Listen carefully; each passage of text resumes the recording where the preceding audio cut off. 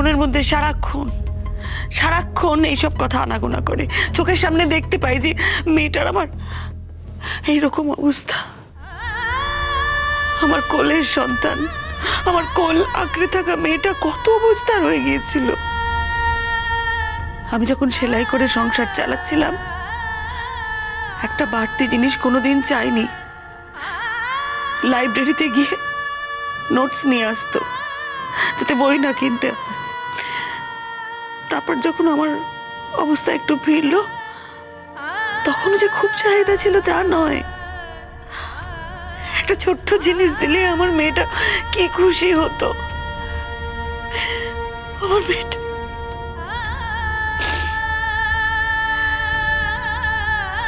শুধু একটাই দুঃখ ছিল আমার মেয়ের। সবসময় একটা কথাই বলতো, মা গো, আমার পাপা পর হয়ে গেছে।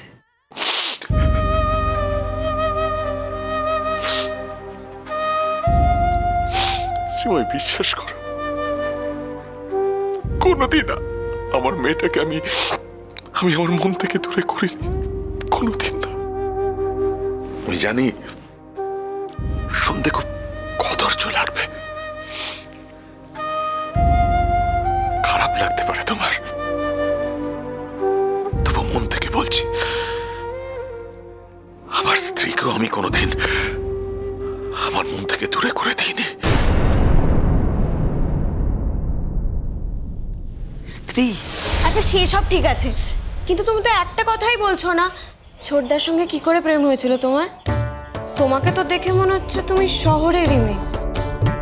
আমি বললাম তো, আমাকে কোনো ব্যক্তিগত প্রশ্ন করো না, আমি এগুলোর কোনো উত্তর দিতে পারবো না। বুঝেছি, ছোট বারণ করেছে তো। কি মুশকিল, একটা মেয়েকে বাড়িতে নিয়ে এসেছে, এটা তো বোঝাই যাচ্ছে যে তোমরা দুজন দুজনকে ভালোবাসো, বিয়ে করবে। অথচ আমাদের মুখটা বন্ধ করতে চাইছে কেন বলতো? ওই যে আমরা পেছনে লাগবো তাই। কি যে বলবো জানো, আজকাল তো ছোটুর সাথে কথা বলাই যায় না, কথায় কথায় রেগে যায়। সেই জন্যই তো তোমার কাছে জানতে এলাম। আচ্ছা ঠিক আছে, কিভাবে ভালোবাসা হয়েছে সেটা বলতে হবে না, ভালোবাসা যে হয়েছে সেটা তো ঠিক। এবার বলো তো, তোমাদের বিয়েটা কবে দেব? কি? না না, এসব কথা বলো না। সে কি গো, তুমি আমার ছোটদার সঙ্গে চলে আসতে পারলে আর ছোটদাকে বিয়ে করবে না? কি বলছো এসব তুমি? দেখো, বিয়ে না করে বেশি দিন এই বাড়িতে থাকলে লোকজন নিন্দা করবে না।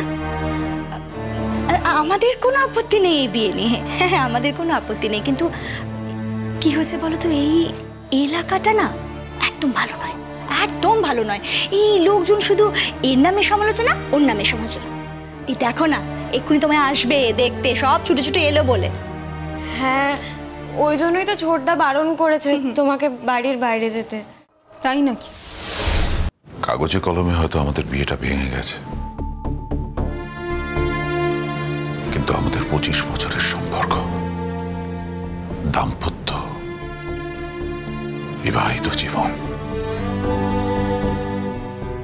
সেটা কি করে এত সহজে ভেঙে যেতে পারে? হ্যাঁ, তুমি ভুলে যেতে পারো, কারণ সারা জীবন আমার কাছ থেকে তুমি অন্যায় পেয়েছো, নিগ্রহ পেয়েছো, কিন্তু আমি তো তোমার কাছ থেকে সারা জীবন শুধু সুবিধে, অনুগ্রহ পেয়ে এসেছি। তুমি ভুলে গেলে আমি তো ভুলতে পারি না শ্রীময়ী, কিছুতেই বলতে পারি না। অফিসার কি বললেন?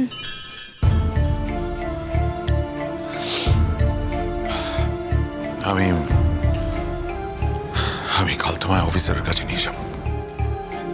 আমি তো প্রত্যেকদিনই যেতে চাই, তোমরাই তো আমাকে নিয়ে যাও না। জাম্বো বারণ করে, অঙ্কিতা বারণ করে। হ্যাঁ, আসলে নানা ধরনের লোক আসে তো ওখানে, তাই হয়তো। তাছাড়া উনি ব্যস্ত হয়ে থাকেন, আমাদেরই কতক্ষণ অপেক্ষা করে থাকতে হয়। তা আমিও কি অপেক্ষা করব? অসুবিধাটা কোথায়?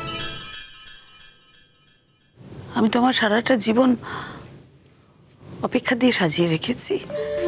আমার মেয়ের জন্য অপেক্ষা করব, আর আমার দিঠির জন্য অপেক্ষা করে থাকা ছাড়া তো আমার জীবনে আর কিচ্ছু করার নেই।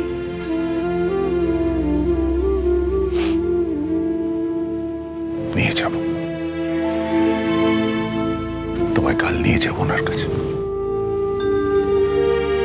হয়তো ওনাকে দেখলে তুমি একটু ভরসা পাবে যে উনি হয়তো আমাদের মেয়েটাকে খুঁজে বের করে দিতে পারবেন। আমার মেয়েটা শুধু বেঁচে থাক,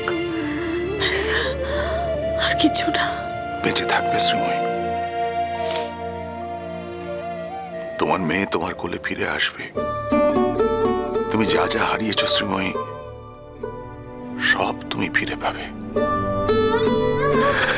শুধু তোমার ওই সিঁথিটা যেটা তুমি খালি করে দিয়েছো, সেটা বোধহয় সারা জীবনই শূন্য থাকবে।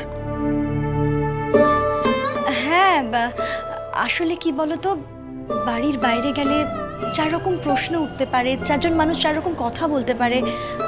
সেই জন্যই মানে আমি বলছিলাম যে যখন বিয়েটা হবেই, তখন হয় বিয়ের পরেই সব কিছু হবে। দেখো, আমরা তো সেই জন্যই তোমাদের বিয়েটা খুব তাড়াতাড়ি দিয়ে দিতে চাই।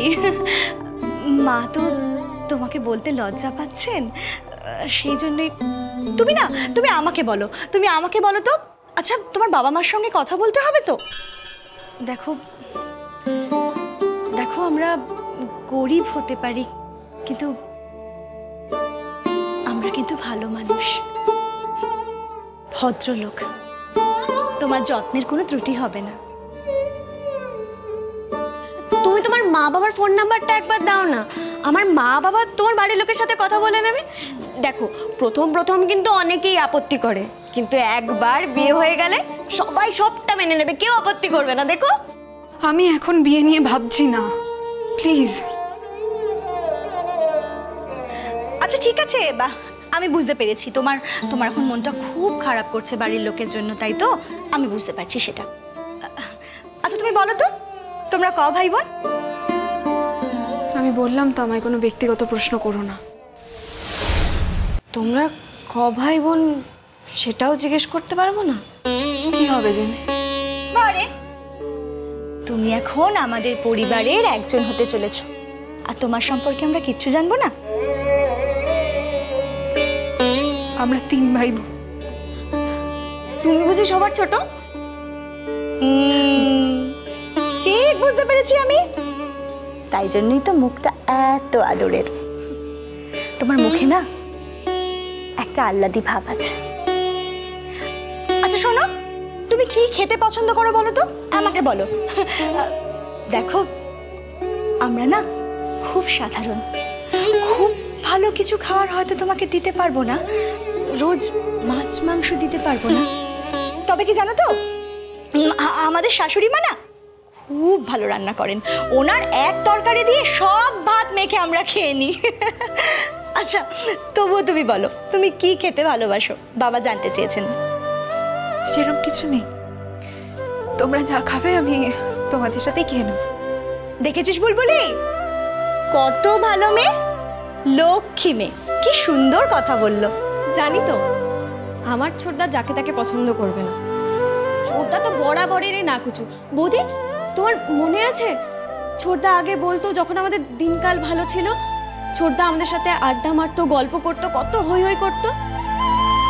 তখন ছোটদা বলতো না যে দেখিস, আমার যেই মেয়েকে পছন্দ হবে তাকে তোরা মাথায় তুলে নাচবি, সে খুব স্পেশাল হবে বলতো। মনে আছে তোমার বৌদি? সব কেমন যেন শেষ হয়ে গেল না? তোমার দাদা চলে যাওয়ার সাথে সাথে আমাদের সুখ, আনন্দ সব নিয়ে চলে গেল। দেখো, আমি তোর বউ, আমার তো সারা জীবনের ক্ষতি, কিন্তু ছোটু কেমন যেন ও দাদা চলে যাওয়ার সাথে সাথে না বদলে গেল। আমাদের ছোট কেমন ছিল আর কেমন যেন হয়ে গেল। আমি বুঝতে পারি, আমি আমি আমি বুঝতে পারি যে ছোট কেন এরকম হয়ে গেল। আসলে না, ওর অনেক স্বপ্ন ছিল জানো, ওর জীবনে অনেক স্বপ্ন ছিল, আর সেগুলো পূরণ হলো না তো, তাই তাই ও ওরকম করে। বৌদি,